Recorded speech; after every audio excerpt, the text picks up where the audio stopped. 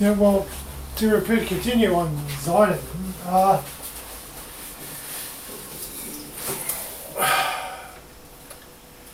Zionist Jews think it's a simply self-evident question that they are the children of Abraham and they are the heirs of promise and they are the heirs to the promised land. Now, in the context of the 20th century, the things that happened in the 20th century, at the beginning of the 20th century, there was a Zionist movement started by Herzl and the crowd, but a movement to return to Israel. The Jews were scattered all over, well, the world, but you know, there were lots of them in Russia, Europe, Britain, America. Well, it begs, there's an important question is, why is there a Zionist movement? If the Jews are the children of promise, why are they not living in the promised land? Why have they not been living in the promised land for 2,000 years? Has God's promise failed? God supposedly promised to Abraham's seed to maintain them in the promised land forever. And they haven't been there for 2,000 years. I mean, the modern state of Israel only started in 1948 amongst much bloodshed and frankly involved expelling most of the Arab inhabitants of Palestine.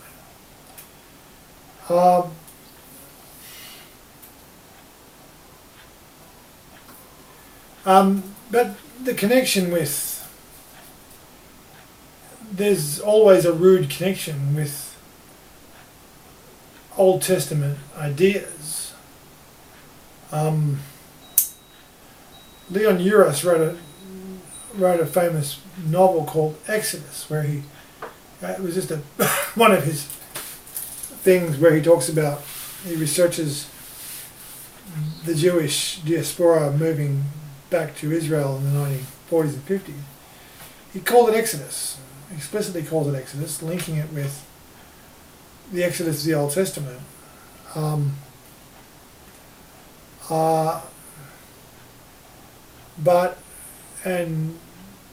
Trying to say that there's some kind of, trying to imply that there's some kind of biblical mandate or biblical foreshadowing of this event. And which is, there. I mean, you talk to lots of Jews and they'll talk about how they're always drawing parallels with the biblical Exodus and Joshua's takeover of the Promised Land.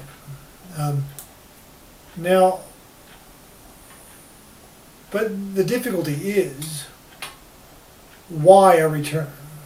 What happened? Why, between 70 AD and 2050 AD, the Jews were not in Israel. They were elsewhere.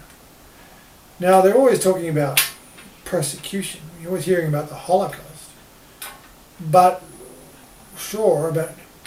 and you can sort of imply or try to spin things to draw some parallels, similarities with Hitler and the evil Pharaoh from Exodus, and you can spin these things and draw parallels and similarities and talk about, as though there's some kind of repetition of history going on. But what were the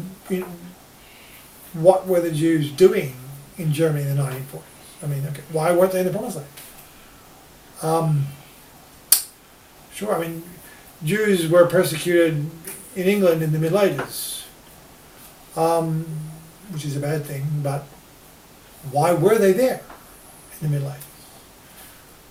Why aren't they the promised people? Aren't they the chosen people? Aren't they supposed to be in Israel? There's pogroms against Jews in Russia. Same question. Why are they in Russia? Central Europe. What are they doing there? Well, either, it begs the question, either are these people not the real Jews? Are these people not genuine Jews? Are they not the genuine heirs of promise? Or are they, or have they been disinherited and cast out of the land? Is that involved with something that happened in AD 70 when they were thrust out of the land? Now,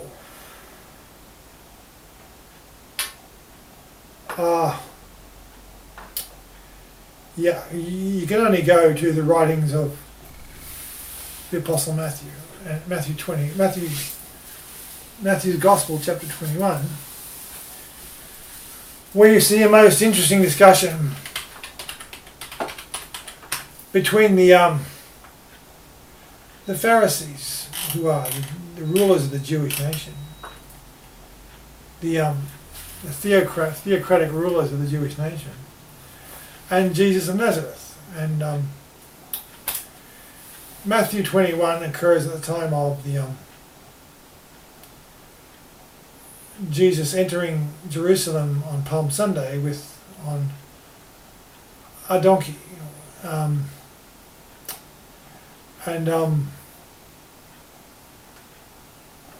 Again, we hear a lot of quotes from Psalm 118, and blessed is he that comes in the name of the Lord. Now,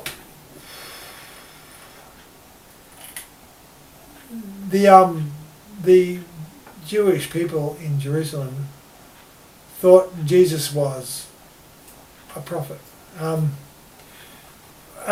But it says, when the chief priests and scribes saw that the marvels that he did, and the children crying in the temple and saying, Hosanna to the Son of David, they disdained. Now, not only do we see Jesus' triumphal entry into Jerusalem, we see the fig tree, the phenomenon of the fig tree, which Jesus cursed, saying, never grow on fruit on thee henceforward. And anon the fig tree withered. And when his disciples saw it, they marveled, saying, how soon is the fig tree withered? Now, the fig tree reappears in this chapter, but Jesus actually has occasion to tell a parable about the landowner who lets out his vineyards to some tenants, and he goes away on a trip, and he sends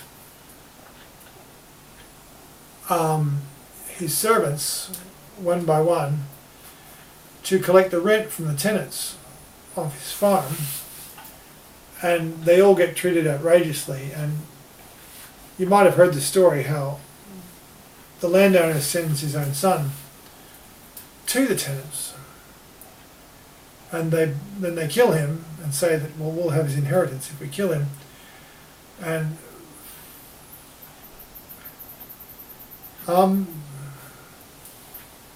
now, in this context, Matthew 21:43 says, therefore I say unto you, the kingdom of God shall be taken from you, and shall be given to a nation which shall bring the fruits thereof. So,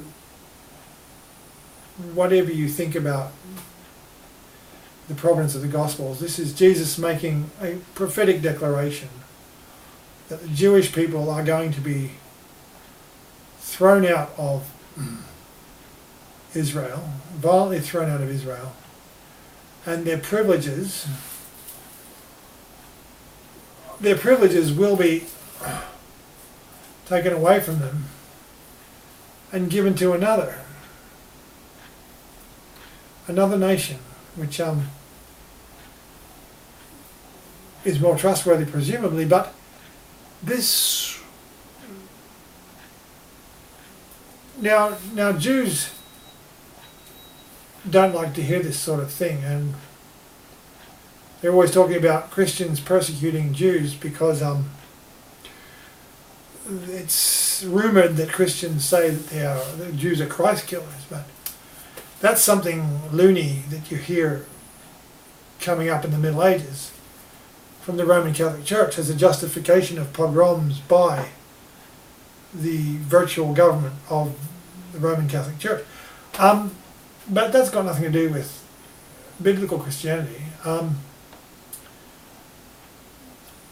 The fact was, in Matthew 21:41, Jesus asks the scribes and Pharisees, theocratic rulers of his day, what would you do with regard to the parable of the landowner who's had his own son murdered by the tenants?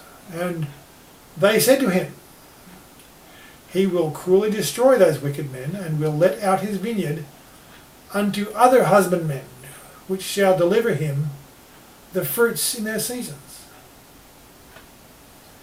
So, Jesus' later prescription, therefore I say unto you, the kingdom of God shall be taken from you, and shall be given to a nation which shall bring forth the fruits thereof.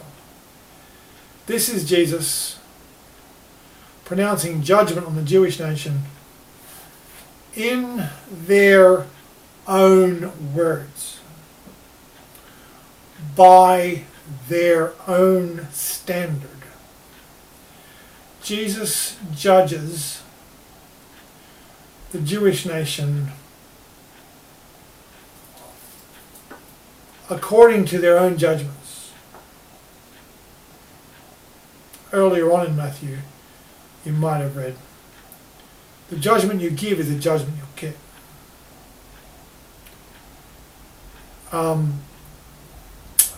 But this isn't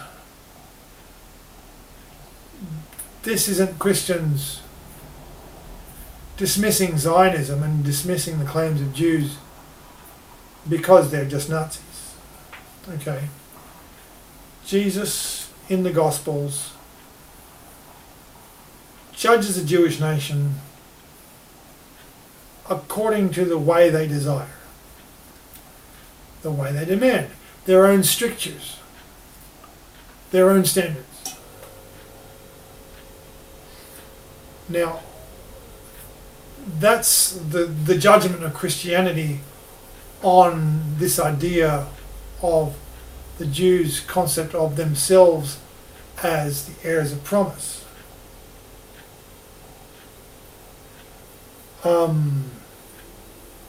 It's not a Christian of his own volition making a judgment about them. It's God judging the Jews according to their own words.